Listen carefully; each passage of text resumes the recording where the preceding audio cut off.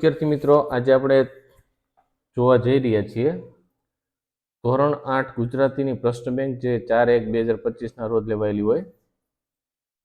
તેમાં પહેલો ક્વેશ્ચન છે, આપેલા કોઈ પણ એક વિભાગ પસંદ કરીને લખો.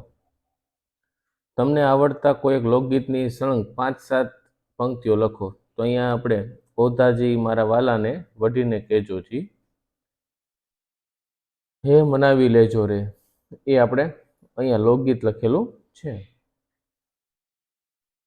ત્યાર પછી વિભાગ 2 ની અંદર તમને આવડતા કોઈ એક લગ્ન ગીતની સળંગ 5-7 પંક્તિઓ લખવાની છે. અહીંયા આપણે પ્રથમ ગણેશ બેસાડો રે મારા ગણેશ દુંદાળા, એ આપણે લગ્ન ગીત અહીંયા લખ્યું છે. ત્યાર પછી વિભાગ 3 ની અંદર તમે વાંચેલી કે સાંભળેલી કોઈ એક લોકકથાની ઘટના ટૂંકમાં વર્ણવો. તો અહીંયા આપણે આજી કાસમ તારી વીજળી એક ગીત તમે સાંભળ્યું છે, એની અહીંયા લોકકથા મેં લખેલી છે. ત્યાર પછી બીજો પ્રશ્ન છે, આપેલી કાવ્ય પંક્તિના પ્રાસવાળી બીજી એક પંક્તિ ઉમેરો. તો એમાં ઉદાહરણ આપ્યું છે, મારે ત્યાં આંગણીએ મહેમાન આવ્યા, નયનોમાં નેહતણો દરિયો લઈ આવ્યા, ફૂલોને જુઓ હસતા રહે છે, ચોતરફ સુવાસ પ્રસરાવતા રહે છે, જીવન જીવું છું હું બીજાને માટે, તું પણ જીવી લે બીજાને માટે. અહીંયા પણ છે. ત્યાર પછી ત્રીજું વાક્ય છે, ઝાકળ વરસે ધોધમાર, વરસજે રોજ ધોધમાર, સદા સાથ આપે છે મિત્રો અમોને, સદા સહાયક છે મિત્રો અમોને, ગુજરાત મારી ગરવી એવી, સદાકાળ ગુજરાત રાખે એવી, ચાલ ભેરું ઝાડદેવને નમીએ, ચાલ ભેરું મામાદેવને નમીએ, મારો ચગે છે પતંગ કેવો ગગનમાં, મારો મોર ઉડે છે કેવો ગગનમાં,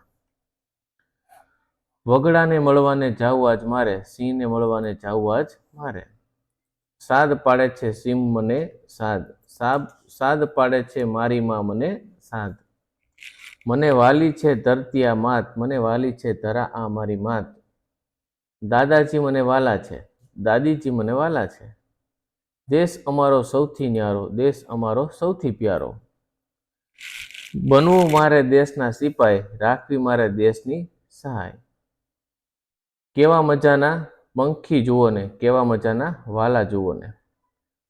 આ હવે ત્રીજો પ્રશ્ન જોઈએ. નીચેનામાંથી કોઈ પણ એક વિભાગ પસંદ કરી ઉત્તર લખવાના છે. વિભાગ 1માં એક રેલવે સ્ટેશનનું સમયપત્રક આપ્યું છે, એના આધાર પ્રશ્નોનો જવાબ લખવાના છે. ઉધમપુર જવા માટે કઈ ટ્રેન મળશે?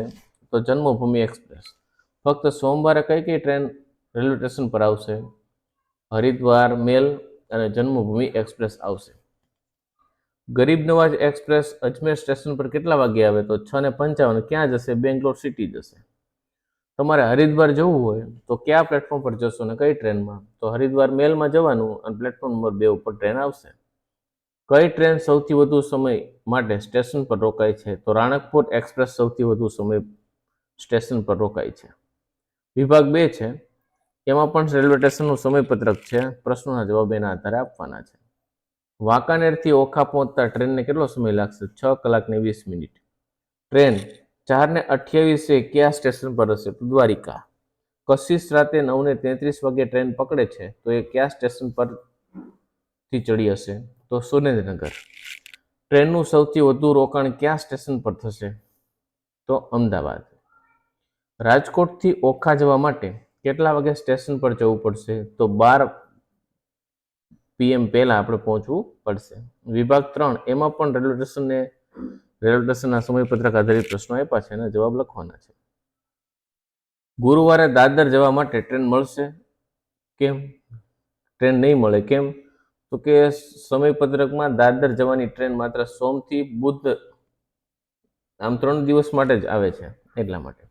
મીનાને પુરી જવા કયા દિવસે ટ્રેન મળશે? શુક્ર અને શનિ. ક્યાંથી ક્યાં જતી ટ્રેન સૌથી વધુ સમય સ્ટેશન પર રોકાય છે? અમદાવાદથી આબુ રોડ જતી ટ્રેન. આબુ રોડ જવા માટે ટ્રેન ક્યાંથી આવે છે? અમદાવાદથી. છાયાબેનને સોમનાથ જવા માટે સ્ટેશન પર મોડું કેટલા વાગે પહોંચવું જોઈએ? 8:10 પહેલા પહોંચવું જોઈએ. ત્યાર પછી ચોથો ક્વેશ્ચન છે, આપેલી પરિસ્થિતિમાં તમે શું કરશો લખો. એ તમારી જાતે તમે લખી શકશો. ત્યાર પછી પ્રશ્ન 5 છે, આપેલા વાક્યમાં ઘાટા કરેલા 2 શબ્દ પૈકી અયોગ્ય શબ્દ કાઢી નાખી વાક્ય ફરીથી લખો. તો અયોગ્ય શબ્દ કાઢીને સીધા વાક્ય બોલું છું. દિવાળીના પર્વમાં દીવા પ્રગટાવવામાં આવે છે. સરોવરના નિર્ભર નીરમાં તરતી માછલીઓ સુંદર લાગતી હતી. ફાગણ માસની પૂર્ણિમાના દિને હોળીનો તહેવાર હોય છે. અંતે સલીમ બીમારી સાથે જંગ જીતી ગયો. યુદ્ધમાં ઘાયલ સૈનિકને રગે રગ દુખતી હતી. જઈને ઢીલા વદને આવતા જોઈને સૌને આશ્ચર્ય થયું. દાદાએ કહ્યું, હંમેશા સતનો વિજય થાય છે. સૌના આગ્રહથી ઉપવાસીઓએ પાણી ગ્રહણ કર્યું. જૂનું લાગતું નથી છે તો આ સાલનું જ. ત્યાર પછી બ છે, આપેલા શબ્દોના જોડકાને શબ્દકોશના ક્રમમાં ગોઠવવાના છે, જે અહીં આપણે આપેલા છે.